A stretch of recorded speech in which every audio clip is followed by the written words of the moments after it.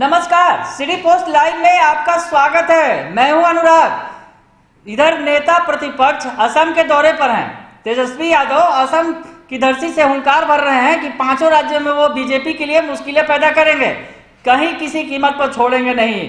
उनके खिलाफ, जो बीजेपी के खिलाफ तमाम पार्टियां हैं, उसके साथ तेजस्वी यादव खड़े रहेंगे, हर वक्त खड़े रहेंगे।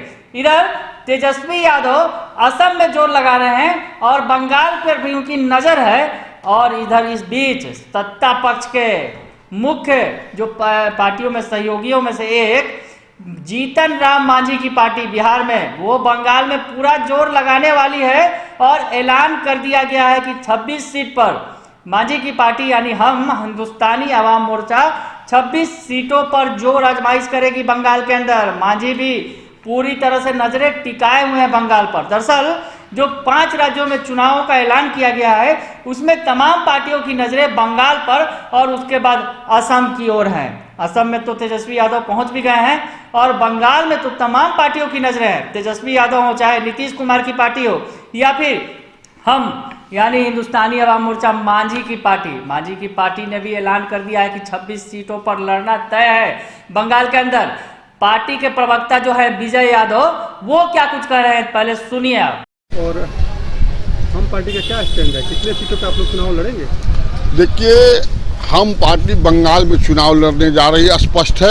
हम लोग 26 सीट पर वहाँ चुनाव लड़ने जा रहे हैं। वहाँ हम लोगों ने सीट का भी तय किया है कि जहाँ जहाँ दलित सीट है, जहाँ जहाँ अल्पसंख्यक का है, गरीबों का है, वहीं हम लोग 26 सीटों पर चुनाव लड़ेंगे। हमारे राष्ट्रीय अध्यक्ष का एक ही नारा है कि बिहार के गरीबों एक हो, देश के गरीबों एक हो, देश के दलितों एक हो। इसी मिशन पर हम लोग वहाँ चुनाव लड़ने जा रहे हैं।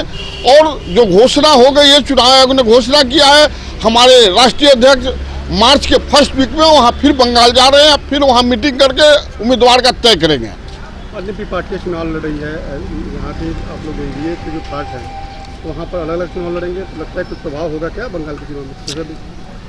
देखिए ना, जहाँ अलग लड़ने की बात है या गठबंधन की बात है, तो हम लोग बिहार में गठबंधन में एक है।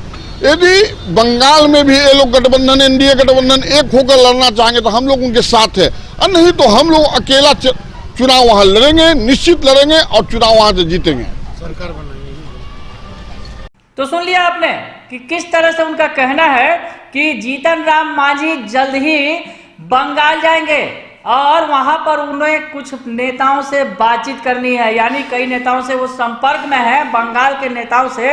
और मांझी की पार्टी बंगाल में चुनाव लड़ने के लिए आतुर है। किसी तरह से उनका कहना है कि हम गठबंधन करेंगे और चुनाव लड़ेंगे।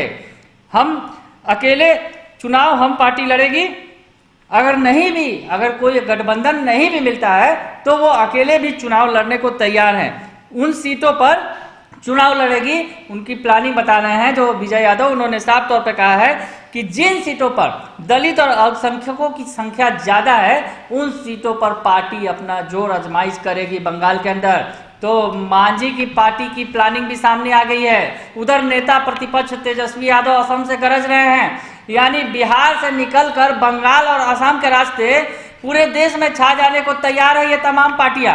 नेता प्रतिपक्ष तेजस्वी यादव ने तो साफ तौर पे कह दिया है कि बीजेपी का रास्ता रोकने के लिए उन्हें बंगाल से लेकर केरल तक भी जाने की जरूरत पड़ेगी तो वो जाएंगे, पर मांझी की पार्टी बंगाल में लड़ेगी, ये तो तय है। मांझी ने ऐलान कर दिया है और रणनीति का खुलासा भी पार्टी ने कर दिया है। यानी दलितों और अल्पसंख्यक वोटरों के सहारे बंगाल में मांझी चुनाव मैदान में उतरने जा रही है, मांझी की पार्टी।